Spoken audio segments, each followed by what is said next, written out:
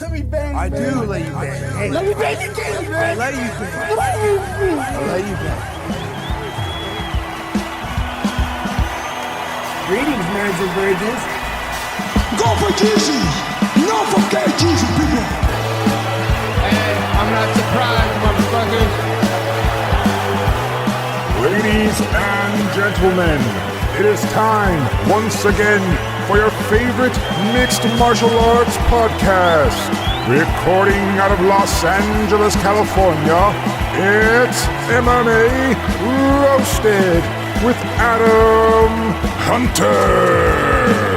Who the fuck is that guy? What's up, people? Welcome to a brand new MMA Roasted Podcast. We're coming in on Friday. I know it was supposed to come earlier, but I was away. I was working on a cruise for 7 days, and it was like it was one of the funds where I flew to the island, was there for an hour, and then met the boat or the ship, and then it's 3 days at sea, so no islands, just 3 days, nothing but rocky.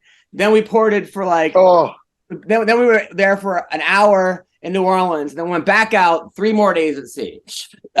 So I didn't get to, it was one of those, the shows were great and I got a lot of free time done. So that was awesome. But man, they put me in this room that was like as big as a closet, and they had like one extension cord, which was all the way at the end. So I couldn't even charge my phone or anything unless I was at the foot of the bed. And and then the TV was right above my head. So I had to be like this while charging it Oh my God. Yeah, and then I'm fun. like, you know, those ships are so fun. Oh God. Oh, and then I was like, you know what? I'm gonna get some. I never ever get some sun. I never get sun. I never lay out. This is what we have to talk about. This is what the world's been waiting to hear about. What the fuck happened with that sunburn? I'm like, I'm gonna go on the top deck and get some sun, right? Because I never do that, Don. I'm like, I never actually enjoy my life. So I laid out. So I go out and buy the spray, and I spray everywhere. And then I lay down and I fall asleep for like, I don't know, a half an hour, 45 minutes. And then I wake up and I'm like, man, I'm not really feeling that well. I'm kind of lightheaded. Oh shit! I'm like, fucking heat stroke. Something's off, right? So then I look in the mirror, and this is what happens, people. Okay, this is what happens when you are a dummy like me, and you don't actually. Right here, hold on. That's Don. Can you see the picture? Yeah. He's driving. Yeah. Oh, great. Dude, you look like You look like you have what's that skin disease that they? Not alopecia, the other one. Radiation poisoning. Dude, yeah, it was hard enough. It's hard enough to sleep on like a single bed. Like now I gotta sleep on that bed with that. So I can't. Every time I roll over, I'm like and I'm on stage trying to make people laugh, and it was just, oh God, did that hurt? How did you just spray it in spots and never rub it in?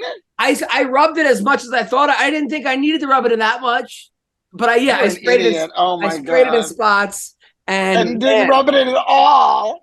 Yeah, probably not. Dummy. The good news is your face is still white as snow. So you spared you got no benefit. Dude, I just it love hurt. You just sprayed it in spots and it was like, got it. I was like, I'm gonna make my wife so jealous. I'm gonna come home with a tan. I'm gonna look ripped. Like, dude, people were laughing at me. I went down to the nurse to get stuff. They just pointed. They didn't speak English. They pointed and laughed. And it was. Did you see my tan, McCorkle?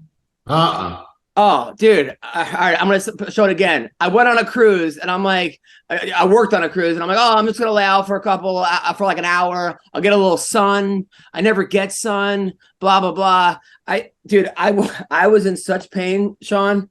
I am such a moron when it comes to almost everything, but this was the worst. This was, oh God. So here we go. Let me see. All right, here we go. And now we share, right? So here we Zoom, share screen. Yeah, Sean, look at this beautiful tan I got. Holy shit. What?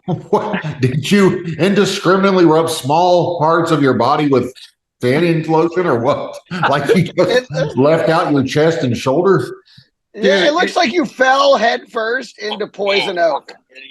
Yeah. Somebody was like, into poison ivy. somebody asked me if like 10 guys ran up to me and jerked off on me while I was laying down. Because it looked. You're like, yes, but that had nothing to do with the sunburn. I'm surprised Bruce Buffer didn't get a cameo in this one. A shout out. So yeah, dude, it was brutal. So I was on the cruise, but the shows were psoriasis. It looks like you had psoriasis. Jesus, that took. So dude, I'm on the cruise, and there's like these young, like 18-year-old kids that are laughing at everything. They're just going crazy. You know, like when you're young and you go to a comedy club, and like a lot of times they're 21 and over. You know, so I'm making fun. I'm calling them Team Fortnite and the No Pussy Posse and just killing them, you know, like who's fucked the most girls? The kid raised, oh, so you banged one, you know, and they're having a blast, right? So I'm making fun of this one kid, and he was like, oh, I do the joke about I go the joke I did was I was every Father's Day I have to call 12 dudes because I was conceived during a bukkake, right? So then the kid yells out gangbang, right? The 18-year-old. I'm like, gangbang. I'm like, where are your parents? So your parents have failed. And then he goes, that's not even my real dad. I go, yeah, but he's fucking your real mom. Oh! The place went ballistic. But then he hit me up, and they asked me like, "Hey, we're having a birthday party at our house in New Orleans. Can you come?" I'm like, "I'm not coming. No, thank you, but I'm not here for work." And I heard that as soon as you announced you did that show, your phone started blowing up, and Chris D'Elia was wanting to know what comedy club lets teenagers in. That's what I heard. Dude, you're not, huh? He's like, hook me up. Dude, and then I go up to like the buffet, right? And people are like, dude, if you ever want to make money, open up a tattoo removal place on a cruise ship, because I've never seen worse tattoos in my life. Just the worst, right? And everyone's always, people are mad. So we're online to get food at the buffet, and it opens at 6:00, right? So now at like 5:55, people are like, how come it's not open? The food's there. You know, people are like mad. They all want the food, right? So I'm instigating, and I'm like, you know, they can't stop all of us. Like, oh God! I'm trying to get everybody. This is how I know you don't really like this gig. You're like, you're taking so many chances with it. You're like, if I lose it, I lose it. It's awful. I'm like, come on! I'm like, we paid a lot of money for this cruise. Let's fucking run. Oh God! Bum rushing the buffet. You're encouraging them to bum rush the buffet. Dude, so you're gonna hear a crazy story. So my daughter, my wife always has a bad back, right? So always popping her back, right? And Violet, you know, my daughter, you know, helps out. Oh, and she's like, where are the back crackers? And she's always helping out. You know, she likes to jump on the back too. So my mother-in-law is in town staying with us. So my kid is playing with the Barbies, and she holds up Ken, and she holds up Barbie, and she goes, "This is mommy, this is daddy." And she lays Barbie flat and goes, Like,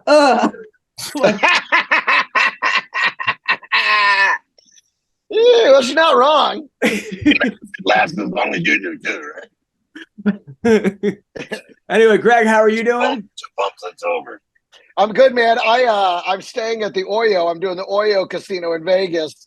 The glorious Oyo. And I got to tell you, listen, it's not bad. I actually kind of like it. But here's it, because they have $1 blackjack, so you can play all day for like $6. It's fantastic. So, but the AC unit in my room sounds like a jalopy.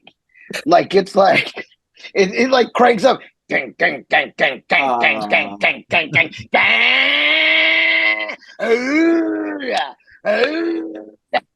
I'm like, what the fuck is? And then it just rattles. Ding, ding, ding, ding, ding, ding, ding, ding, ding, ding, ding. But you can't not have the AC on. It's fucking Vegas. So that's been fun. Very restful sleep. I watched some of your shows, though. You've been crushing. Thank you, brother. Yeah. And Sean, I've been having fun. Sean, what's going on with you? Heading to the airport. I hope. Well, I'm heading there. I hope I make it. You know, shit. Now, aren't you supposed to be in New Jersey this week? Like today? Yeah. That's why I'm going to the airport today. What's up, people? Support for MMA Roasted is brought to you by Manscaped, who is the best in men's below-the-waist grooming. Their products are precision-engineered tools for your family jewels, which are very important, especially to our people watching, well, to everybody, really. But Manscaped's Performance Package is the ultimate men's hygiene bundle. Join over 8 million people worldwide, okay, who trust Manscaped with this exclusive offer for you, which is 20% off and free worldwide shipping with the code MMA Roasted at manscaped.com. My math is correct. That's about 16 million balls. That's a lot of balls, people. Lots and lots of balls, okay? Listen, I've been using the Performance Package 4.0. It's a game changer, okay? I remember before I used to use scissors or I would use a razor. I've cut my balls, and that is not fun. Okay, I've scraped them. People thought I had STDs. I just had all kinds of just terrible things. All right, just horrible stuff on my nuts. Okay, and thanks to Manscaped, it's all taken care of. Okay, first off, the Lawnmower 4.0, the trimmer is the future of grooming, and dare I say, the greatest ball trimmer ever. I tried lots of ball trimmers. Okay, I plucked them out. I hasn't been good, okay? But this trimmer is waterproof, and you can say goodbye to the mess on the bathroom floor, okay? My wife comes in, she's hair everywhere. She's like, what's going on? It looked like somebody ran over a Furby or something, okay? Listen, Manscaped is the way to go, okay? Time to take care of yourself. Go to manscaped.com and get 20% off and free shipping with the code MMA Roasted. Okay, that's 20% off. Free shipping. Use the code MMA Roasted at manscaped.com. That's 20% off with free shipping at manscaped.com. Use the code MMA Roasted. Unlock your confidence. Okay, let your balls out. Okay, you take home a girl for the first night, or your wife or a guy, whatever you're into. They can be like, wow, this person takes care of you. You don't want stinky nuts. All right, you don't want women to pass out and just have all kind of funk down there. Not good, okay? I used to look like Ben Askren down there. Girls would be like, is that Askren? Because it would just be lots of hair everywhere. Yeah, it was like Chase Hooper down on my nutsack. Not good, okay? Unlock your confidence. Always use the right tools for the job with Manscaped.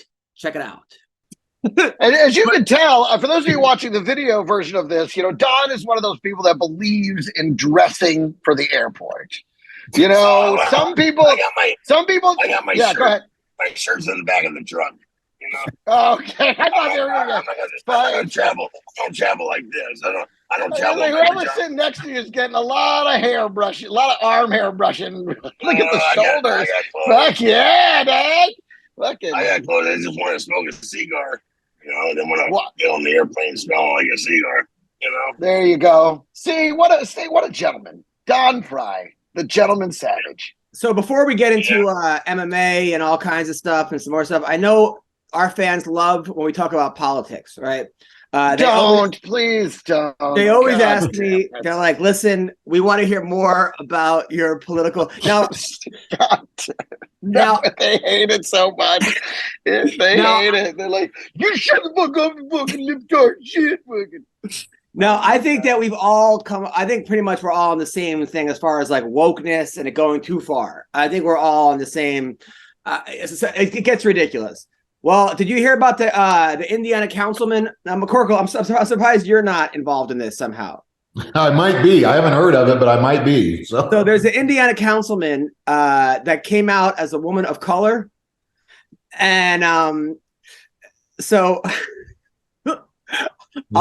I'll play for you guys the news because I couldn't wait to get your thoughts on this because I'm like when I saw this I'm like, you know what, I gotta hear Don, Sean, and Greg's. Okay, here we go. They have to report it as an actual news story, which is about and hold on. A councilman is coming out as transgender and a woman of color. Delaware County Councilman Ryan Webb announced that he now identifies as an Indian American woman. Since that announcement, he's received some support, but a lot of backlash, many calling him childish, despicable, even calling for things like execution. In a statement Webb gave to IT8, he says, quote, It is unfortunate that I cannot simply be given the same space and respect to explore my identity that so many of those targeting me demand for themselves. It's possible I may change my mind down the road. The process of identity exploration is complex, and oftentimes at the end of our personal journey, we end right back where we started. Webb goes on to tell ITV this is just his true, authentic self. A councilman is coming out. So he's also a lesbian, he says, because he has, I guess he has 5 kids. Oh my God. A lesbian with a penis, yes. Now you could just decide you're black, like I'm a woman and I'm black, but I may still be a straight white man. Not sure yet. And man, I love that at the end he left himself. What is? Well, he's doing it as a joke. He's doing it as a joke. He's obviously trolling people because they had a whole bunch of people that were crying about it and like protesting it and very, very angry about it. Too bad. You can be whatever you want, whoever you want nowadays. Too bad. I think it's odd you can't. I'm probably gonna wind up a white guy in the end. You never know. I just want the No, we don't want you. We don't want you. Oh my God. I think it's amazing you can't fake pretend to believe you're something you're not. Like that offends them. Like you can't pretend like you're pretending you're something you're not. Like I don't know. It's confusing. I mean, that is kind of. I can't believe he was already elected though. But he was like, if you're a councilman, it means you're already elected, right? That means people are. Yeah, maybe he just was having a bad day. He just really wanted to irritate some people that day. Like, I'll tell you what I'm going to do today. I mean, he's totally like, it's like, oh my God. Okay. Well, especially since, I mean, people do take this whole thing very seriously, and he's clearly just mocking the shit out of it. It's like, I think that's the problem. It isn't like, he's like, I'm just being my true authentic self. Are you? Right. No, so your true authentic self is an asshole. Okay, well, in that regard, you are, sir. Congratulations, you're right. I mean, come on, the whole thing is kind of funny, though. I mean, it is so. It is. I mean, if he weren't an elected official, it would be hilarious. I couldn't believe earlier when Adam said him and his daughters were Team Cracker that Don didn't say that he identified with them. He comes from a long line of crackers, but. Black people would get that. Thank you. I think everyone got it. Everyone got it, McCorkle.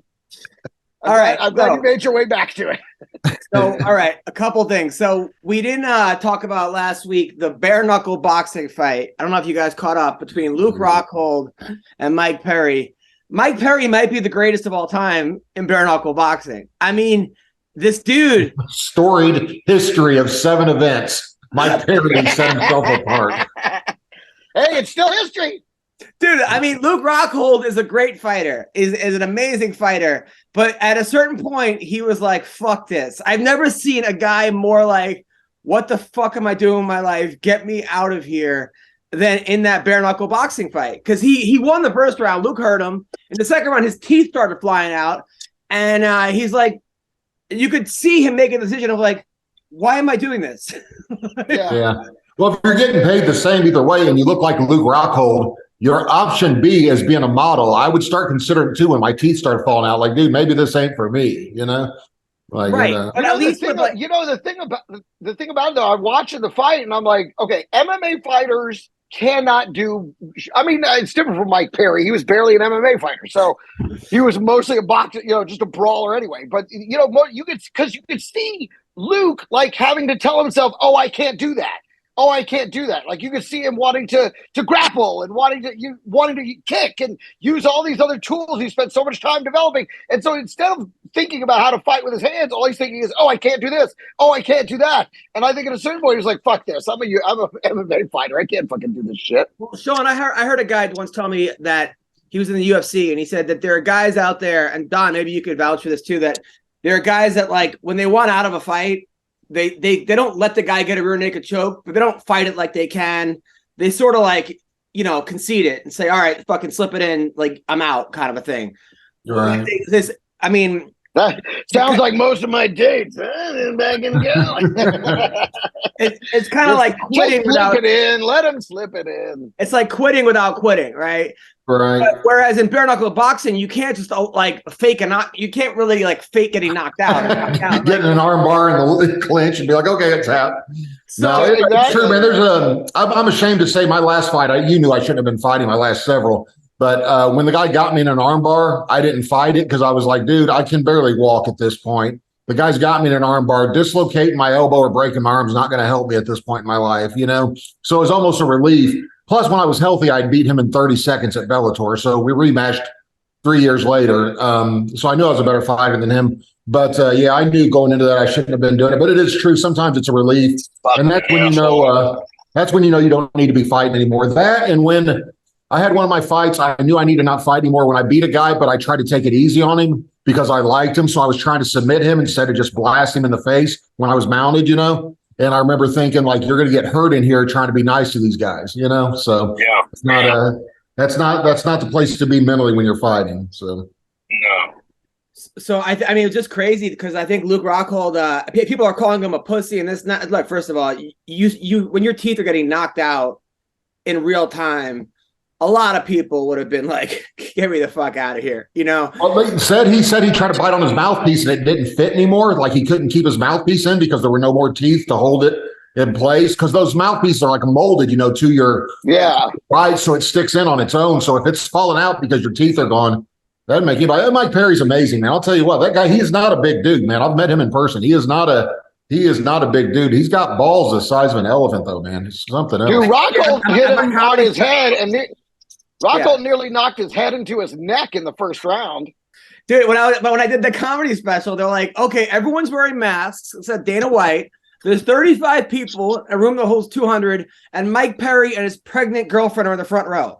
Literally, and I'm like, great, like, perfect. And then he was the best sport. I was like, oh, I loved her in 16 and pregnant, and don't worry, Mike Perry can't read. And he was laughing at everything. Mike Perry was as cool as they come, and we've become friends since then, or friendly. So I got nothing but love for Mike Perry. You know, everyone that's like, oh, this is going to tarnish Luke's legacy. Like, first of all, fuck off with that. I don't like to look at people as, you know, I don't judge them by their last fight. To me, Tyron Woodley will always be the 4-time All-American guy who won it, UFC champion. Okay, yeah, he got knocked out by Jake Paul later on. That's not how I'm looking at things. Because you can look at all guys like that. BJ Penn, Nick Diaz. They didn't, you know, Michael Bisping. I look at them when they're at their highs and in their peak. Not at their low. Well, I mean, first of all, where do you even put a fake fight on your record? He was 36, 6, 0, and 1 fake fight. And 1. It's an extra column, like 1 loss for a fucking fake, you know. I did a pro wrestling match once, and I got on my own Wikipedia page and added it as an MMA win. And it didn't take somebody 3 days to get that removed off there. I don't know who ratted me out, but I edited my own page and put it as a win by submission against that pro wrestler. And somebody got on there and removed it immediately. Dude, I tried to do it with Wikipedia. I did all these things that I actually did, and I had video, and people said it was fake. And I'm like, leave me alone. I don't have time for this. Also, on that bare knuckle boxing, another guy who is amazing is Ben Rothwell. You watch his fight? I did, yeah. He's made for this too. The guy, he is made for it too. Absolutely, nothing. Just swing, fucking knock dudes out. Like he is. This is him and Mike Perry. They have found their niche. I don't know why Conor McGregor was there. I don't know why he was in the ring. He's not. I bet the UFC's thrilled with it though. You know they had to be happy that he's jumping in their pay-per-view. How weird is it though? Not to get off topic, but how weird is it? The Feldman guy that runs the whole company looks just like Corey Feldman. Is that weird to you guys? Like, if you look at him, he looks like Corey Feldman, and I think his name is Corey Feldman, isn't it, or something close to that? It's Dave Feldman. Dave Feldman. He must be his half brother or something. They look just like each other. Yeah, but that's that. I didn't even think about that. I promise. Look it up. They look just like each other. Now in what's the UFC, his name? What's the guy's name? What Feldman? Just type in Corey Feldman, you'll get the same face either way. I know Corey Feldman. Who's the other? David Feldman. Dave Feldman. Now in the UFC, we didn't go over the Song Yadong. This is a different Yadong. Like, holy shit, this Yadong is explosive. His boxing is amazing. Ricky Simone is a beast, and he just ran through Ricky Simone. So this dude is here to stay. I hate to say like he's the best Asian fight, but he is the best guy from that area. This dude is solid as fuck. He's going to be a problem for a lot of people. Is Song Yadong. Well, I mean, he's with that great team. He's got that. Yeah, he's with Alpha Male, and they have clearly coached him up. His confidence level is through the roof, man. Like, he went in there, you could tell he knew he was going to win that fight. He made, what's his name? He made Ricky Simone look bad. I mean, he beat him up good. He was all over him. In every way, he outclassed him. I was like, whatever they're doing over there at Alpha Male, they have coached this guy up, and he is fucking fantastic. Oh, it's crazy. Simone lost to what's his name too? Uriah Faber from Team Alpha Male. If I were him, I would join Team Alpha Male. It seems like they have the ingredients to beat Ricky Simone. Now, Mayhem Miller is out of jail. His girlfriend hit me up and says, have you talked to Mayhem? And I said no, and she's like, I'm on a cruise, and she's like, oh, he's out of jail. I'm like, yeah, that's why I'm on a cruise. I don't want this. When America explodes, I want to be in the ocean. So looking forward. Now, I watched some LFA fights. I still like the LFA fights because they get these young, hungry guys and it's super like. I think Gilbert Melendez, shout out to him, and Alan Juban do a great job. There was a guy whose name was the insurance salesman. That was his nickname, and he's undefeated. Nothing fills your opponent with fear like the threat of an insurance presentation. It's like the old WWE days where like every wrestler had a gimmick, had a day job. Like IRS was an IRS agent and had to wrestle on the weekends. Like it was like it's like everybody. It's kind of the UFC. Everybody's got to have a regular job too. The guy, and after he won, he asked the crowd, "Who needs a policy?" I swear. That's great. Is that his tagline, or was he actually selling insurance? Dude, I swear. I was like, and no one even. I want to see that post fight. That's great. How did you feel when you got him in that position? Did you know you were going to win? Oh yeah, and I also knew it's important to prepare for the future and the eventualities. You don't want to leave your final expenses to your family. That's why it's important to get a low-cost policy now.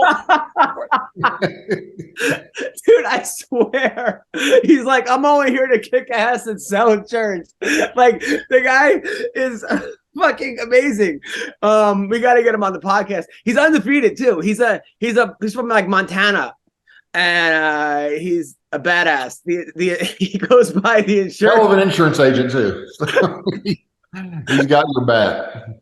Like at one point, So and then there was a guy who, I put this out. There's a guy who won in a MMA fight by Boston Crab. You guys see this? No, but that's amazing. All right, let me see if I could find it. I was like, it's like I like see these things, and I'm like, oh, I can't wait to show you guys. Like it's almost like show and tell. This show has become, but I can't. Let me see if I can find it. It's on my Instagram. Okay, here we go. So here it is. Boom. I don't know. By the way, I don't know what happened with Don. I think airport security took him. But here we go. So, yeah, we're probably changing his shirt. All right. So you guys see this? Oh! What is going on here? That'll do tapping. That's some weird. That looks like WWE shit. No, okay, so Really not looking. So here we go. So he just bent him. He bent him like a billfold. Boston Crab. No. Boston Crab. It's called a Boston Crab. And the Walls of Jericho finishes it. It is a WWE move. Yeah. Who used to do that? Was it Bret Hart? When Bret Hart did that. No, that's a WWE move called the Boston Crab. And it. That's funny because it looks a little more San Francisco. On the wrong coast.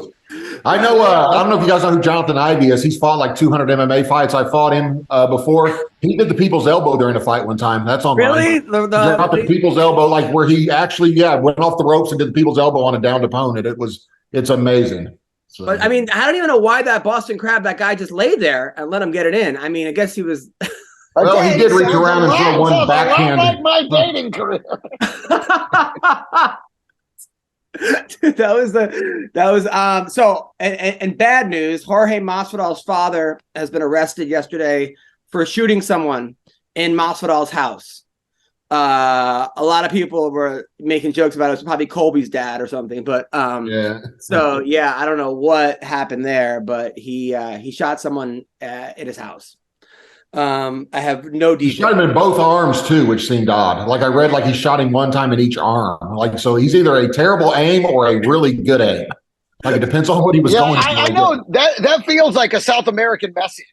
You know, right? Yeah, it's like he was sending a message by shooting him in the arms. I don't know who I gotta hear when the rest of the story comes out. There's something else to this. And the guy you don't just shoot someone in both arms like that. Yeah, that is an incredibly lucky bad shot.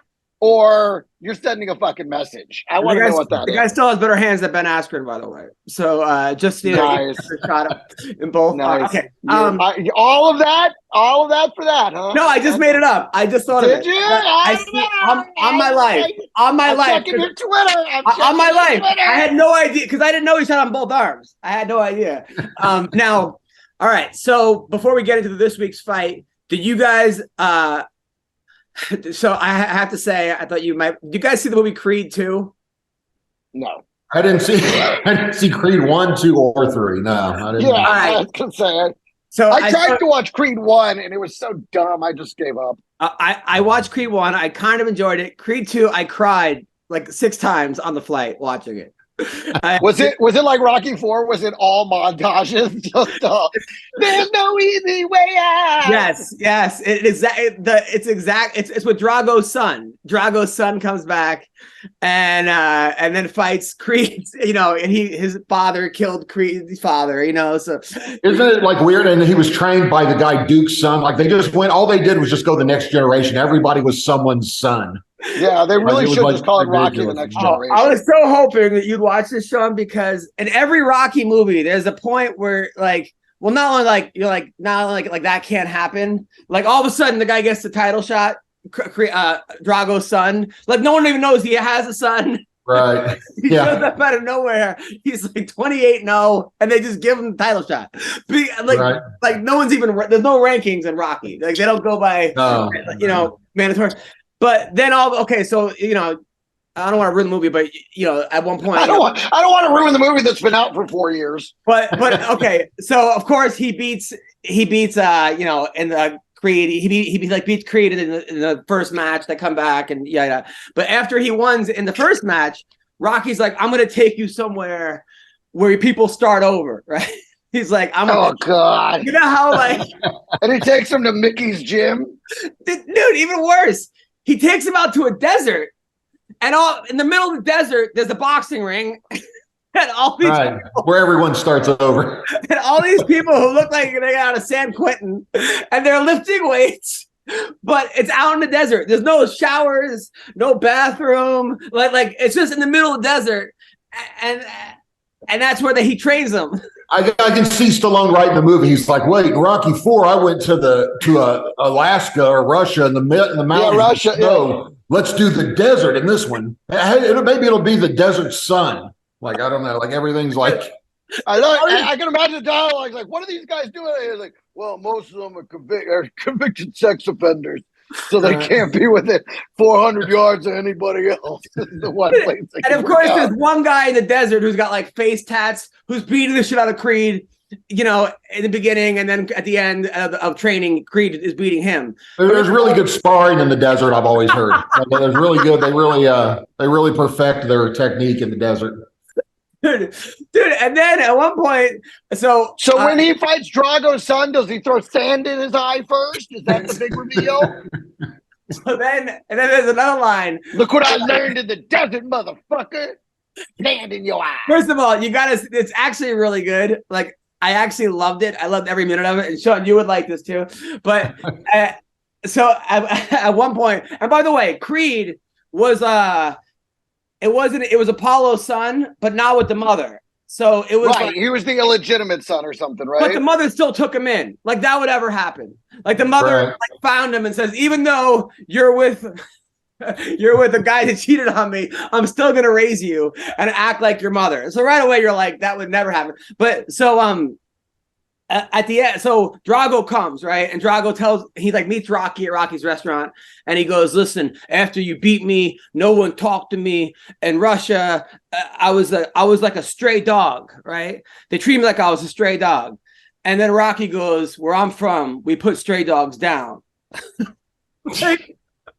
Okay, all right. In the desert. I'm like, why? Why do you kill stray dogs? Like, the fuck do stray dogs have to do with anything? Yeah, it's like you can't take them to a shelter and try and have them adopted out. Like, he's like, where I'm from, my deceased wife would work at a place where they would sell you a stray dog.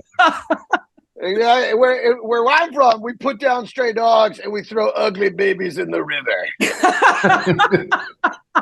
You know, I was watching Rocky 1 the other day, and so he takes her on a date. He takes her on a date.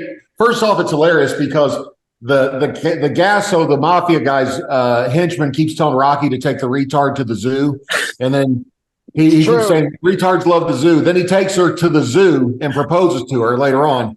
But that said, he also at some point he like takes her to the ice rink, and he's like, "You remember when I met you at that pet shop?" He had just met her the day before, like he was hanging out there at the pet shop. He goes, "Remember, you used to work at that pet shop, and that's when I bought this turtle from you." She was like, "Yeah, yesterday." Like it was, you could tell the script got a little confused, like the timeline got a little confused when they wrote those lines. Like, remember, I was at the pet shop and bought this turtle from you, but it happened the day before. Yeah, it was crazy. Yeah, that whole scene where they first hook up is so cringy now. Yeah, when he date rapes her. I'm thinking, date rape. Like, I mean, it's like she wants to leave. He's like, no, you're staying, you know? Like, no. And he just kind of forces her. And then she's like, well, I love my abuser. What do you want me to do? Right. He backs her into a corner. He just pins her guys all fucking muscly. She's just like a little nerd girl. And he's like, you're not leaving. Like, she's like, I got to call Paul. He's like, oh, call Paul. And he fucking yells out the window, hey, Paulie, I'm going to date rape your sister. I'll bring her back tomorrow. Like, it's so cringy now. It's so bad. Creed 2, like, after he gets the ship, first of all, Rocky won't train him to fight Drago's kid. He won't train him, right? Then he goes out to California, and the other guy won't train him either. This guy's the heavyweight champion of the world, and people are like, yeah, I'm not going to fucking train you. I'm not touching him. Like, wait, is he the champion? Too much media attention, too much potential to make money. So, all right, let's talk about some real fighting. There's no easy way out. He's like, last time I trained a guy, he got AIDS. So, dude, I used to see that band. Oh man. Dude, that would be I thought of like a horrible plot line for Rocky, like for like Creed 7, like Tommy Morris's kid comes out and then just gives Creed and then he gives Creed AIDS. Like, like now he's in for the fight of his life, literally. It's like, what's up, people? You got to make a fast break to FanDuel during the NBA playoffs, because right now new customers can get a no sweat first bet up to $1,000. That's $1,000 back in bonus bets if your first bet doesn't win. That's pretty awesome. I'd probably bet on Golden State right now because the Lakers looked terrible in their last game, but you never know. I don't know. You can't bet against Curry, or I can't. Listen, they got great promotions every day. It's a safe and secure app, and you get paid instantly. And there's no better place to bet all the playoff action than America's #1 sports book. Not number 2, not number 3, number 1. Visit FanDuel.com/Boston and get a no sweat first bet up to $1,000. That's FanDuel.com/Boston. FanDuel is the official sports betting partner of the NBA. Okay. It's 21 and older in select states. First online real money wager only. $10 deposit required. Refund issued as non-withdrawal bonus bets that expire in 14 days. Restrictions apply. See full terms at FanDuel.com. FanDuel.com/sportsbook. FanDuel is offering online sports wagering in Kansas under an agreement with Kansas Star Casino, LLC. You have a gambling problem? Call 1-800-GAMBLER or visit FanDuel.com/RG in Colorado, Michigan, New Jersey, Ohio, Pennsylvania, Illinois, Tennessee, or Virginia. 1-800-NEXT-STEP or text NEXT STEP to 55342 in Arizona or 1-888-789-777. Okay. Or visit ccpg.org/chat in Connecticut. 1-800-9-WITH-IT in Indiana, 1-800-552-4700, or visit ksgamblinghelp.com in Kansas, 1-877-770-STOP Gambling Helpline ma.org, or call 1-800-327-5050 for 24/7 support in Massachusetts. Visit mdgamblinghelp.org in Maryland, 1-877-8-HOPE New York, or text HOPE New York in New York, 1-800-522-4700 in Wyoming, or visit 1-800-GAMBLER.net. Thank you. Check it out. I got to talk to you about HelloFresh. First of all, what is HelloFresh? With HelloFresh, you get fresh farmed, pre-portioned ingredients and seasonal recipes delivered right to your doorstep. You got to skip trips to the grocery store and count on HelloFresh to make home cooking easy, fun, and affordable. And that's why it's America's #1 meal kit. #1. All right. You can make mealtime easy with delicious recipes made with fresh, wholesome ingredients delivered to your door. No lines, no hassle, no gas, all that other stuff that you have to get there. No, just great tasting meals you can whip up and enjoy in the comfort of home. Sounds good to me. HelloFresh has 40 weekly recipes to choose from for all meal occasions, lifestyles, and preferences. Okay. Take your pick from meals like soy glazed salmon with rice or mushroom and chive risotto. That sounds delicious. I'm in. Now, me and my wife, we've been doing home cooked HelloFresh, and it has been delicious. Delicious. Okay. It saves us time. It saves us money. We're in.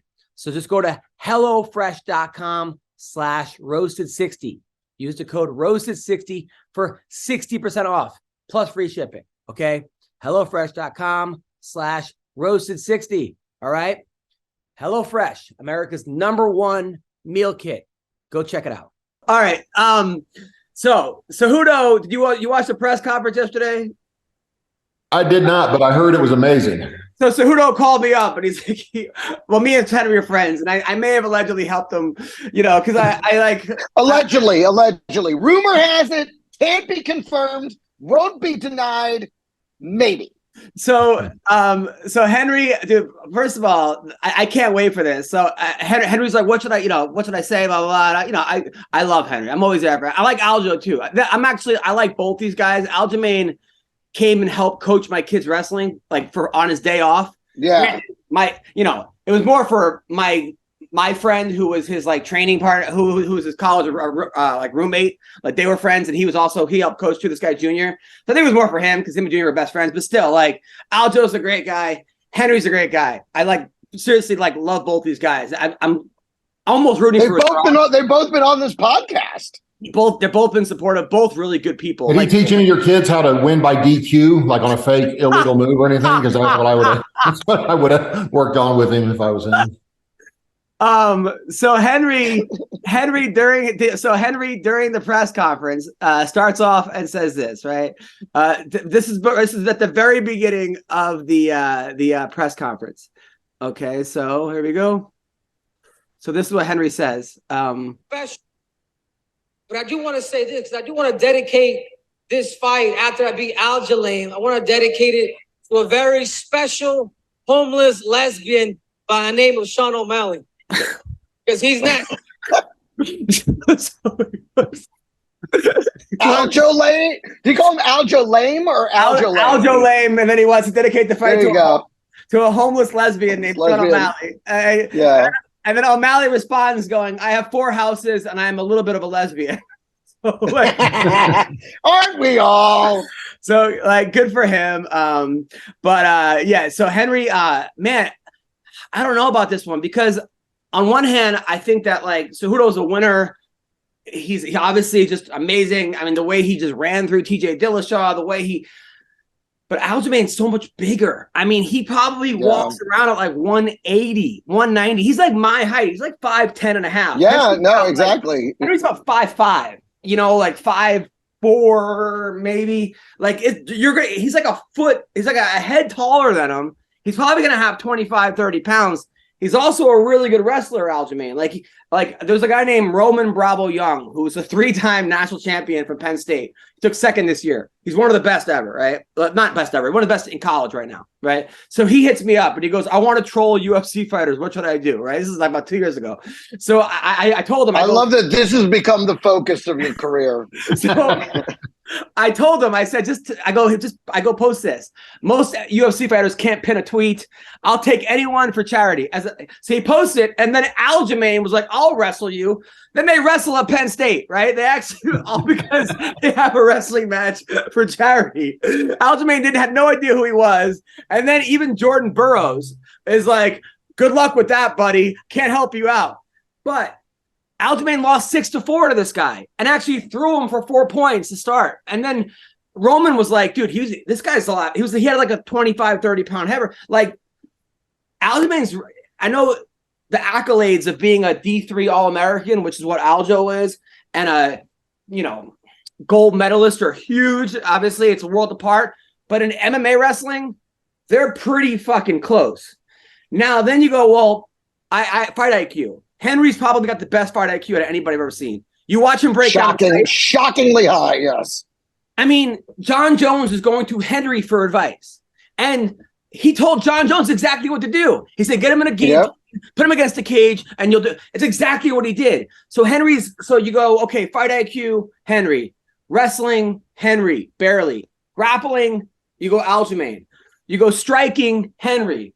Cardio, Do you striking Henry? I mean, because Aljamain has better reach, I think he might have the striking. If Aljamain fights like he did in the first Jan fight, when he kept going for 37 spinning elbows and kept missing all of them, I got Henry all fucking day in this, right? Right. But in the second Jan fight, it's a different guy. So yeah, this is Sean. What do you think's gonna happen? Talk to me. Normally, man, I would. Henry surprised me like his last 3 or 4 fights, man. I didn't think there was any way he was going to beat Dillashaw. I thought like no chance, or whatever. So it's hard to bet against him, man. But I also thought Aljamain had no chance against Jan the second time. You know what I mean? I thought it would walk through him. He looked a lot, very much improved. So I don't know. It should be a good one. I'd still go with Henry probably at the end of the day, just because every time I've bet against him, I've been wrong, man. I've never seen anybody improve as much as him from when he started till now. Obviously he was already a gold medal wrestler, but him with 10 fights versus him now, it's not even the same person, man. It's crazy. How much he's improved. I think I asked him when he was on the podcast what the difference was. He gets beat up by Demetrius Johnson pretty badly, or whatever, and then comes back and whips his ass like it's nothing, whatever, and then goes on a tear, just destroying everybody, man. I don't know what. I don't know. Because like you said, he just improved everywhere drastically. Maybe it is. The second one was a close fight. We were both at that fight, I think. The second one, right? That was at the Staples Center. I don't think I was at that one. Oh, I was at one. No, I was at the one Staples Center with you. I think it was 199. It was UFC 199 was the one we were at. Yeah. Greg, who do you like in this one? Listen, man. I watched Embedded. I was watching the Embedded, and Cejudo. The way he was acting, if it were any other fighter, I'd be like, this fool's going to lose. This fool thinks he's got it in the bag already. He's going to, anytime you see being too light, no pressure, I got it. That guy always gets his ass beat. But Henry's the guy that can get away with it. He's the guy that backs it up. He's the guy, to me, the only X factor in this. I think it should be Cejudo, hands down, should beat him. But the X factor is the layoff. I don't care how much you've been training. I don't care how much you've been coaching other guys and still watching it. It's not the same. Aljo has been fighting, whereas, Henry's been coaching. And so it's just, he's not in the same rhythm that Aljo is. And to me, that's the only X But you look at, here. but I mean, look, I look at also, I'm like, okay, training partners, right? You got Aljo and Marab. I'm like, you can't get a better training partner than Marab. I mean, that's the guy that goes 100 miles an hour. Remember we talked about how good he was? He beat Jan. He beat Aldo. But then I go, well, then Henry's training with Demetrius Johnson. So it's almost like the training partners cancel each other out in a lot of ways because they're so evenly. The weight, I just wonder about the weight. But if Aljo, who I know sometimes he I don't think he likes to party, but he goes out and parties. He goes out. He might put on 30 pounds by tomorrow. And is that going to affect him in the fourth round? Will he be a little slow and lethargic? Because, you know what I'm saying? Like, that might help him in round number 1 when he's just fucking so big. But in round number 4, putting all that weight back on, is that going to hurt him? I'm actually very interested in this fight. This is I haven't really looked forward to a fight based on pure skill in a while. A lot of times, like, it's like, I want to watch a fight because a guy's hype, or it's like McGregor, right. McGregor, or it's Colby, or even John Jones. But if the other guy is like, you know, there's like could Jones do heavyweight, or is McGregor is gonna, you know, but this fight is just a great skill fight. You know, it's like skill versus skill. You know what? I think Aljo. I was going to say his second fight with Demetrius Johnson, that split decision. I was thinking of a different fight. I was thinking he walked through, but I must have been thinking of. No, I was at that fight. It was very close. I was thinking of the wrong fight. But nevertheless, he still won. But yeah, you were right on that. So that was a split decision. So yeah, I don't know though. I know he looked amazing. He's been off 3 years now? Is that what they said? 3 years. 3 years. And he has a lot of. Interesting to see if that plays a role one way or another too, man. Like it's hard to tell. And he has a lot of. That's what I'm saying. And he has got fat, out of shape. He got kind of. I mean, he's a guy, like, he's such an interesting guy. Like, people don't know. Like, I sat with him for like 7 hours working on his comedy special. Same with Bisping. So I kind of know him a little bit differently. Henry's a guy that, like, you know, his father was in and out of jail, like, for crack, selling crack, doing crack, all kinds of shit. He had 7 or 8 brothers and sisters. I think he had 7 or 8. One of them just beat cancer, his older sister. He didn't have his own bed till he made the Olympic team. Kid was a 4-time high school national champion in two. They finally got him a matchbox of his own. In two different states. And then on the Olympic team, he was on the Olympic team with Cormier, Ben Askren, all these dudes. He was the only one to medal, like only one to medal. And then he goes right into the UFC. He never had a fucking break. The dude never had a break. So I think he actually got burned out. But then he got married, and then he had a child, and now he misses it. He probably didn't realize, probably has money, but you could always have more money. You know, he had his well, exactly. It's not like he's coming back and fighting. I mean, he's fighting for a championship main event, fucking pay-per-view. Mm-hmm. So yeah, it's not like he's coming back and doing the UFC would be at least 20-20. Right? So. Oh, dude. You know what's so funny, I thought? If like he beat Aljo, like let's say he beats him in 1 minute and then retires again. Right. Oh God, I would laugh. Dude, the look on Dana White's face when he retired was so, he goes, like, you gotta be, dude. It was like that annoyed principal. Like, he would look so fucking annoyed. Like, I loved when George St. Pierre promised them he would fight 2 fights no matter what at 185. That under those conditions and those conditions alone would they give him a title shot. And then he was like, okay, yeah, I'll fight again after Bisping. Then he beats Bisping immediately. Like, nope, I'm retired. Like, at whatever. Oh. It's like, dude, we literally only did this because you said you'd give us 2 fights. Like, you know. Yeah. Like, well, GSP, I think, has, like, from what I know, he has severe OCD. Like, severe OCD. And I think that fighting just takes a fucking toll on him. Like, a toll. Yeah. Like, I think it's... He was one of the first guys that I ever heard admit that there are, like, the same things in me, like to admit you're afraid before a fight. I was never afraid of getting hurt, but, man, I had an intense fear of being embarrassed. You know what I mean? Of getting just your ass kicked in front of everybody on TV, which happened, or gassing out in 30 seconds, which happened, or the only fear I had that didn't happen, I always got afraid of the 1-punch knockout. Like, you go out there and both swing in the first 5 seconds and get knocked out. Like, every fight after it passed the 5-second mark, I was like, well, thank God I'm not knocked out yet. Like I'd always think that, and then I would start, like. It's a real fear, man. I think the older I get, the less afraid I am of failing because I just don't give a shit anymore. But when I've learned I fail enough. Like when I lost at the co-main event UFC 124, I was like, you cannot be more embarrassed than I was at that night. Like one of the biggest pay-per-views at that time they had ever done. I had almost, I think, 1 million buys. George St. Pierre versus Kashev 2. I'm the co-main event, and I gas in 90 seconds, like completely gas out and shit the bed in front of set. Like right before I went out, Dana White said 70 million people are going to be watching this fight. This is your chance to change your life. Go out there and win. We're going to, we'll make you a star. I was like, awesome, because I felt like I was going to pass out before he said that from the stress. You know what I mean? Or whatever. Like, and then it went out. And I just kept thinking, just don't get tired. Just don't get tired. And 30 seconds in, I thought, oh no, I'm getting tired. Like that's what I started thinking, and like, sure enough. So also on but their loss is our game. Yeah, right. Yeah, Sean, if it makes you feel better, you're one of my favorite people in the world. Even though I call you and you never pick up the phone ever. I never get. Believe it or not, I don't have service 90% of the time. I get text messages and calls days after they. Like I got a voicemail from my doctor the other day changing my appointment that I didn't even know I had, you know what I mean? But it was like a month ago, like a voicemail came through. It was like, oh, we've changed your appointment that I never went to because I didn't know I had. So I had a really funny story about a call that I had with Dana White about 2 months ago. And I know Sean's going to laugh. And Sean's like, you got to tell me the story. I've called, and then I feel bad. So I've called him at least 13 times, Greg. Never once has he picked up the phone, to the point where now the story is becoming less and less funny. So like by the time he picks up the phone, it's going to be 3 words. Like I have a whole story. Anyway, so Bryce Mitchell, who I couldn't wait to watch fight. This guy, he's the guy that trains in Arkansas. Remember, he's like, they better try to get my guns. He wanted to like challenge Joe Rogan to a flat earth debate. He jerked off in James Krause's sock, like all this shit. We've all done that. I was gonna say, sounds very stable. So he had to pull out of the fight, which sucks. So he's not fighting on Saturday. I heard he was back in though. Does he not? Was that a fake headline? No, he's not in. There was a headline that said he was back in. He was back on again. No.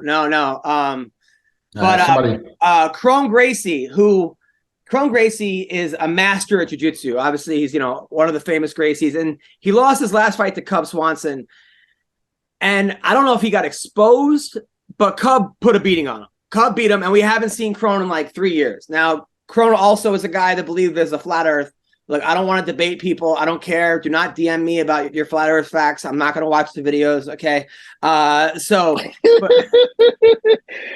that you called them flat earth facts. Oh, yeah, your flat earth theories, right? So, yeah. But this dude does not want to be here. If there's ever a guy that does not enjoy UFC fight week, it's this guy. So I have a video of them asking Crone Grill. So this is this guy, right? This is him yesterday at the press conference. Yeah, he was mad at everything they asked him. He got mad. It's the 30-year anniversary of the UFC this year. You see the signage, he'll be on your gloves. Does it mean anything to you, given what your family name has contributed to building the sport and this company to what it is to kind of fight during this anniversary year?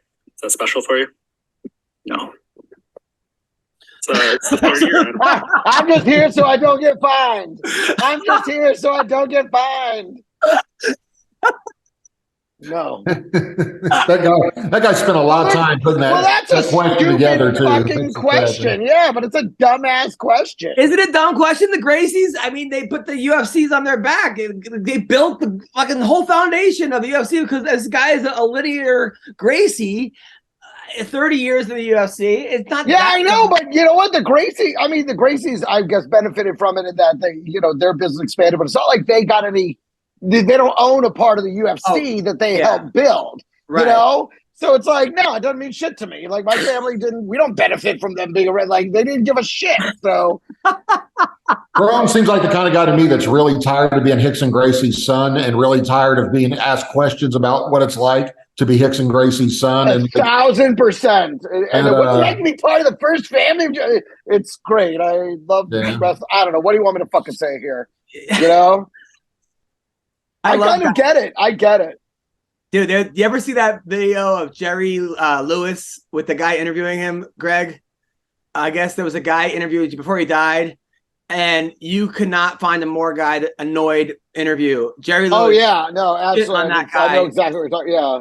One of the funniest fucking things. So Jessica Andrade, right, is fighting. I don't know, how do I say this? Sean Xan. Help me out. Jan Shonen. Yeah, who I thought Shonen. Based on the countdown, you're like, oh, this is going to be a great fight. I don't know about that. She got knocked out by TKO'd by Carla Esparza, and TKO'd by somebody else. And I think Andrade is going to run through her. I watched the countdown and I'm like, oh, this is going to be a good fight, but I don't know. Sean, do you know anything about this? Dude, I got to be honest. All those women are the same to me. Like if you say Carla Esparza and Jessica Andrade, I couldn't tell either of them. If you showed me pictures of them, I would know who's who. They're kind of all the same. You know Cyborg, you know Sarah McMahon. Well, yeah, I know maybe 2 or 3 of them, but like if you were to say like Kat Zingano, I couldn't tell you who that is. Like you could put pictures of 10 women on there that you find UFC, I wouldn't know which one was her. You know what I mean? Like they kind of all look the same to me. So. Well, way to merge misogyny and bigotry. That is what an achievement. They all look the same to me. You know what? That's Sean. That's Sean's honest the way he feels. So. I'm just fucking around. Come on, I know what he's saying versus the way that it sounds. All in one statement. I brought it all together. Literal sense is fucking horrible.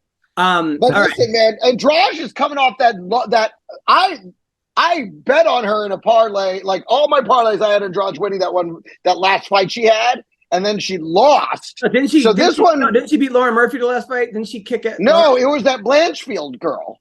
Oh fuck, you're right.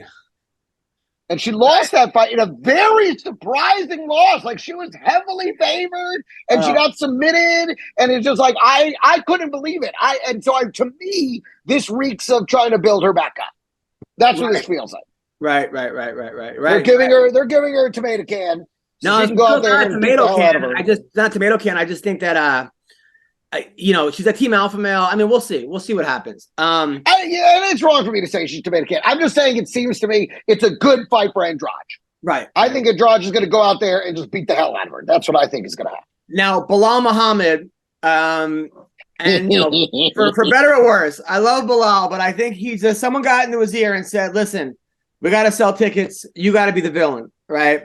And he's embracing it. And he's a smart guy. Look, Bilal Muhammad is now becoming like the bad guy because he's like, fuck it. And Bilal Muhammad isn't the bad guy. You meet this guy. He's the nicest guy in the world. The guy went to law school in Chicago. He's a fucking smart, brilliant guy. Or maybe not brilliant, but very smart guy, right? Very he's not brilliant.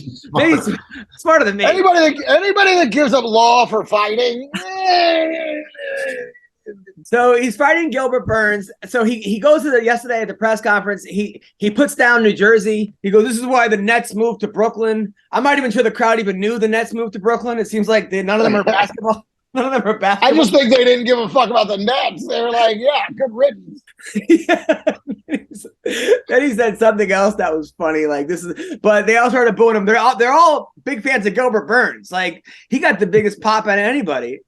He's like, this is why the Nets moved to Brooklyn. It's a real inconvenient thing to go 10 miles across the bridge to go see him play there instead of in Newark. So I don't think anyone knew that the Nets were even in Jersey. That was crazy. Who wins this fight? If Bilal doesn't get submitted early, because Gilbert's jiu-jitsu is that good, I think Bilal wins this fight. I think that Gilbert's a little long in the tooth, as they say, and I think that Bilal's hungry. He's fucking hungry. He feels passed over, and I think that his last fight against Sean Brady was exceptional. And I think he wins this fight. Sean? 2 things. Didn't Bilal already lose to Leon Edwards, or am I crazy? He did a long time ago.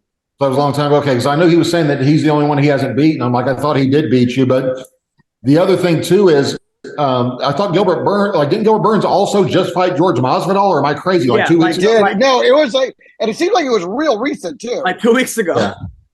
Yeah. I don't know. It's a strange. Maybe they let guys fight like that. I don't know. I find it interesting that Gilbert Burns fights 2 times in 4 weeks, and then there's 100 other guys I'd rather see fight that never fight. You know what I mean? Like I think a co-main fell out or something. I think on this card something happened. I think a replacement or something. Yeah, and I think that's what happened. They needed a replacement, and both of them are up for it. And then also Dana's guaranteeing the winner a title shot after Colby Leon. I think is Leon going to fight Colby? Because I thought it was funny when he said he wasn't going to, like as if he's going to be the one that's going to change the UFC's decision making. Like oh no, I'm not fighting him. Like yes, you are, or you'll be back to sitting out for 2 years. So. I think they are going to fight. I think they're going to fight in England too, from what I understand. Well, listen, man. First of all, the funniest thing to me is just Bilal Hamid's voice versus what he looks like do not go together at fucking all. Yeah. You know, I mean, he looks like he's going to be, rough he around looks the like edges, Antoine you know? LaVey. And then he starts talking. He's like, "Hey guys, come over here. Let's take a look at this right here. I think that's a good idea. I like what they're doing. I'm like, what the fuck? Who is this guy?"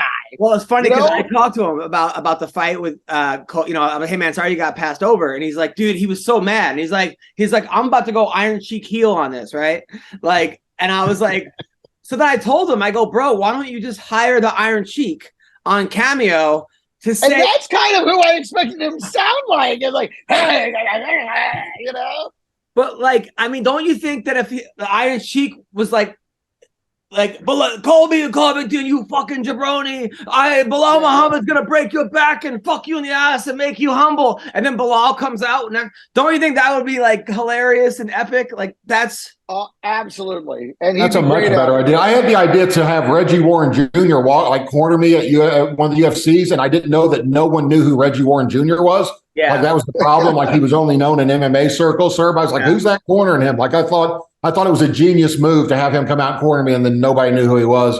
I almost want to like pay the Iron Sheik myself to do this and be like, "And by the way, let's not GoFundMe for you should get him on Cameo, the Iron Sheik. Have him do it hire him on Cameo or whatever, and make it's got to be like $300. I mean, I watched the documentary on him. It can't be much. He legitimately was like a crackhead. Like he legitimately was on crack for a while, but he seemed like a real nice guy though. Like even like if you watch that documentary, his like wife and his kids, they all love him. His daughter got murdered in college, and he I mean it was awful, obviously. And he went to the trial with like a blade on him and was going to kill him and slash his throat in the courtroom, which probably isn't the best for witnesses and stuff. But the family had to like get in front of him so that he wouldn't do that. So he wouldn't kill the guy at the. Where I'm from, they just let that guy get slashed across the back. I was going to say that he should have just had the Undertaker run in instead and hit him with a chair, like it would have thrown everybody off. You know, like you do. Have someone else do a run in while they're holding him back. The lights go out. The lights go out. Right. Sting repels from the rafters, and everybody's like, "Why does this courtroom have rafters?" But seriously, Greg, Sean, if I'm on the jury and Iron Sheik is on trial for killing someone that killed his daughter, I'm finding him innocent. Like completely. Yeah. I'd be like, this court owes this man an apology. I wish. Go your way, sir. Go your way, sir. I've literally never done jury duty in my life, and I don't know how. Like everyone I know has done jury duty. I've only been called to do it once, and I told them I wasn't doing it when I got there, and I just left because they were like, had to sit there for like 2 hours, and they said there was a storm, and they weren't sure if they were going to do it, so I just got up and left, and they never called me again. But I swear to God, if I was ever on a jury where anyone killed someone who molested or raped or killed somebody, I would be the lone holdout, not guilty, no matter what, man. Like I don't care I don't care if it's on film.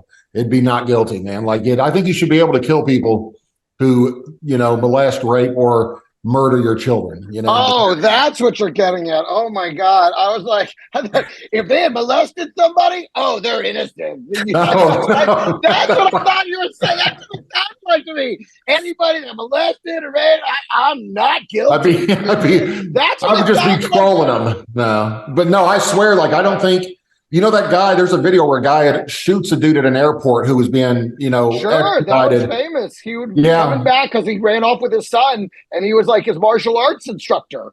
And then he was pretending to be on a payphone as he was coming with all the media, and he just turned around and pop and shot it, and it was like on the news live broadcast. Yeah, and they found him not guilty. I was like, I would too, man. I don't care what they've got on film. Like that's the breaks. That's what you shouldn't have been molesting people's kids. I'm with you, Sean. I am with you. So Rowdy Beck she had a fight. It got called because of blood. I didn't watch that one, I gotta be honest, but she was winning. It's tight against the champion. They're gonna rematch. But she wore a shirt at the weigh-ins that said, "Don't bully me, I'll come." Hot. Okay. So damn confused. fat burners. I'm missing the play on words. Like I'm trying to. I don't get it. Don't bully me, I'll come. That was How do they spell cum? cum. That's what I thought. Yeah. Very rowdy bag. Don't bully me. I'll come. Where do you even get that shirt? Like what store? I'm guessing she had to have it made, but I still don't get it. Is there a punchline I'm missing? I feel like I just heard a Brendan Schaub joke.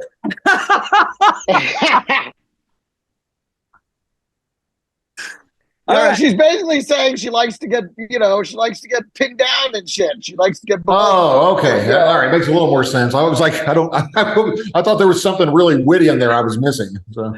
All right. No, it's kind of just basically like pro bullying, basically. So. Yeah, that's what I thought. I thought she was for bullying. No, she is. Yeah, she basically is. She basically is. She's saying, I like it. I don't know. I like it. I don't know what your problem is. Pin me down. Call me bad names. Makes me G's in my pants. I like how Greg can pull out a flawless accent from any part of the world on demand. Like he can pull out a flawless Australian or Cuban, like whatever it is. Greg's got it on pat. Not that flawless is the correct descriptor, but I certainly give it the old college try. I'll tell you that. So yeah, I guess she also was trying. I guess that's her tactic. She a 34-year-old fighter catches fans off guard with raunchy t-shirt at the presser. So I guess she was like, yeah, I guess. Hold on, let me see if I can. She challenged me to a cupcake eating contest years ago before I was in the UFC, like on the underground. And I didn't know who she was or what it meant. And my ex-wife would have like made my life hell if I would have responded. But then years later at some event, she came up to me and said, "Oh, you're going to ignore me, huh?" Whatever. And I didn't even know who she was or what she was talking about. And then I had to go on the underground. Somebody told me about it. But yeah, I guess she had been challenging me for years to a cupcake eating contest, whatever that is. I think that's a euphemism. That's what you were going to say. Had to do something. Come over here and eat this cupcake. No, she happens to be so sweet. You meet her. It's got lots of frost. All right. So, there's a frowny face too. You guys see it? Don't bully me, I'll come. Nice.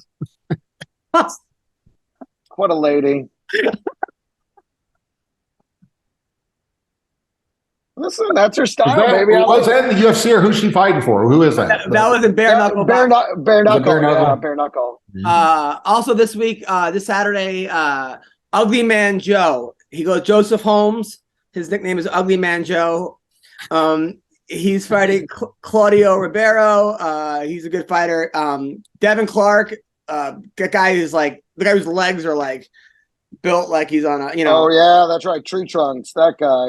Yes. And he's fighting Kennedy and Zeku to Matt the Steamroller Fravola. He's fighting Chaos Williams. That should be a good. Fravola's fighting Dober. Fighting Dober. Oh yeah, Dober is the guy who looks like he could be like a model. That guy is like. I know, like every time, he always looks like he's going to be a killer, and then he finds a way to lose. No, he's winning. No, Greg, I gotta say. Let me look it up. In this case, he's beat Bobby. Oh yeah, he got 3 wins in a row. Good for him. They should have put him against the Ugly Man for the contrast. If he looks like a model, that's what I'm saying. Why did they do him and Ugly Man Joe against each other?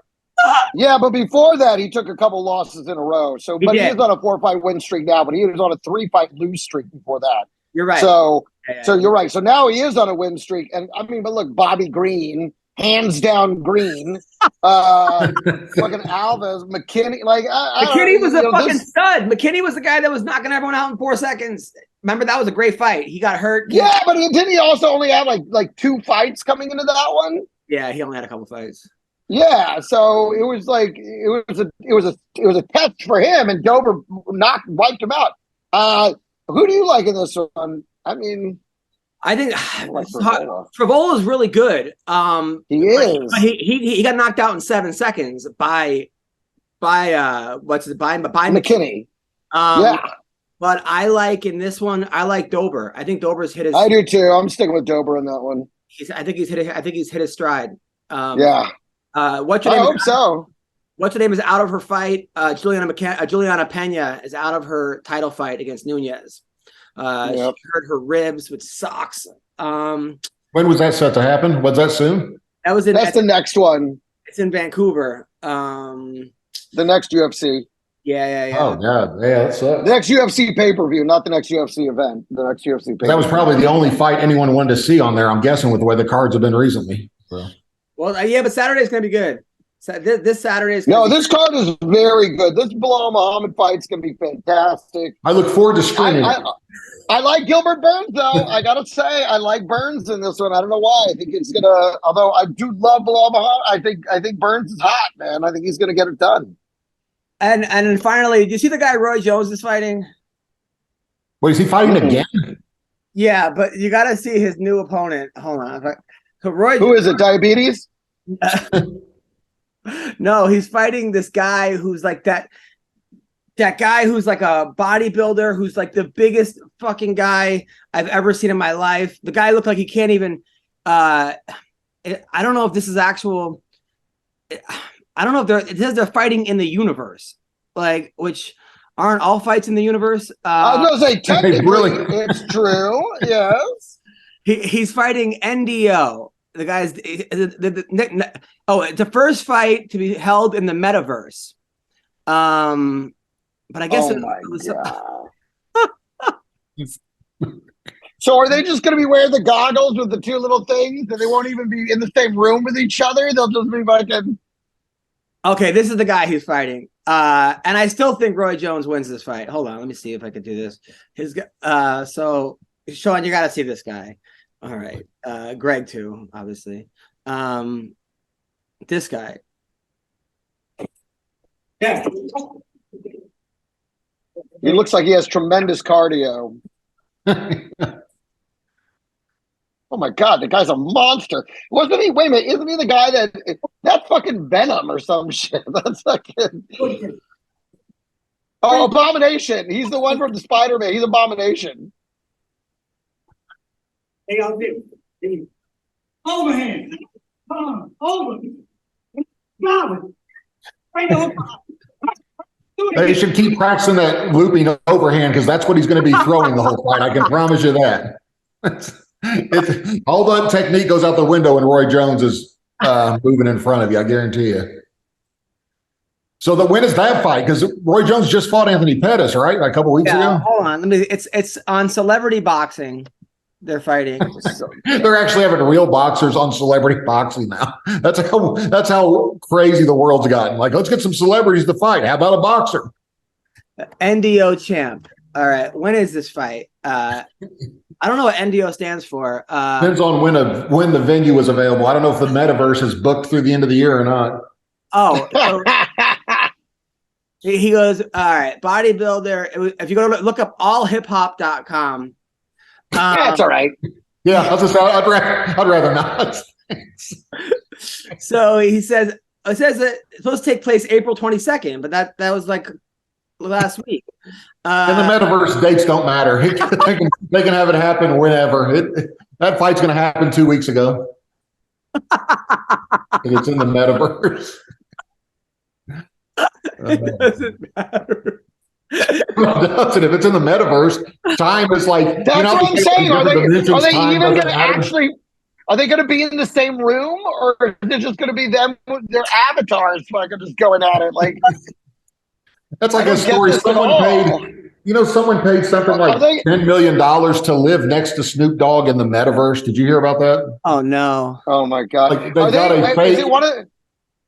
Like they got this fake world with fake map with houses, and they gave Snoop Dogg a mansion in it, and someone paid a fortune to live next to him in the pretend simulated world. Like it's the dumbest shit I've ever heard in my life, man. Okay, so it is. I'm just wondering if when these guys fight, are they going to be wearing the black unitard with all the little balls on it, so that like motion capture? Like motion capture suits. The guy's got 1.85 million YouTube subscribers. It's taking place on June 30th on pay-per-view. NDO champ. Roy Jones says Juice Boy's going down in 2 rounds. What promotion's that for? Celebrity boxing, but they have some kind of a hold on. I guess they had a parade for it. I'll show you the parade. Hey, listen, guys, I gotta go. No, you have to watch the parade. No, you're not allowed to leave. Just give me one more minute, Greg, please. Okay, one more minute. If they start chanting "No justice, no peace," I'm not going to watch the rest of this video. I can tell you that. All right, so this is the parade they had for it. Hold on. You got to take the mute off. Okay. This is a very short parade. Crap out my friends, choppers for my enemies. Going that streets if I look dumb, we got penalties. Really got my name, showing dice, selling niggas weed. 5 by 7, 2 2 3s. We always go. So that's NDO champ right there, and this Roy. I'm not seeing any video of you. I'm not seeing any of it. For me, on my end, it's frozen. Oh, you guys. So. Hold on. Yeah, mine just froze on a girl with a really bad weave. Hold on. Hold on. So let's see. NDO champ. Okay, you guys can't see. Well, it just didn't. The video didn't play. Like it just was frozen on our end. Hold on. Hold on. History. 1 minute expiring. All right, hold on. Can you guys see now? I don't see anything. Share screen. All right, hold on. What about now? Yes. All right, so there we go. Yep. They're getting ready for the parade. All right, so they have one baton twirler. Okay. The ring is outside.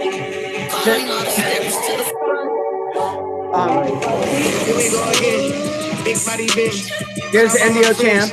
Choppers for my enemies. Going that streets if I look dumb and they got penalties. Really got my name, showing dice, selling niggas weed. There's Roy Jones. 7 2 2 3s. We always go through a condo. Hold on. So there's Roy. Oh, here's Roy. They're facing off. With Roy sparring. And there's NDO champ sparring.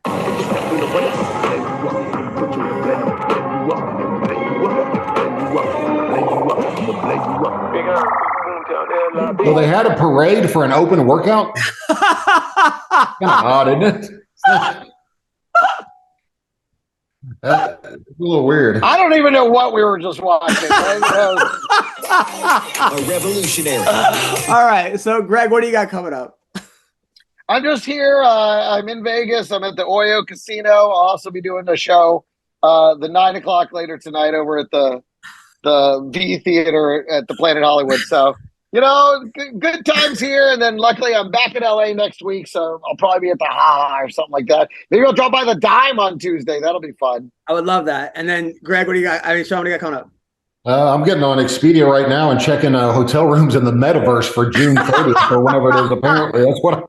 Because after seeing a parade, if they have a parade before an event, I can only imagine the party that's going to be going on after. So, my God, yeah. At least I know what I'm doing this June. So, golly, man. May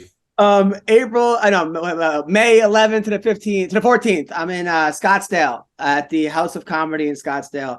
You guys are the best.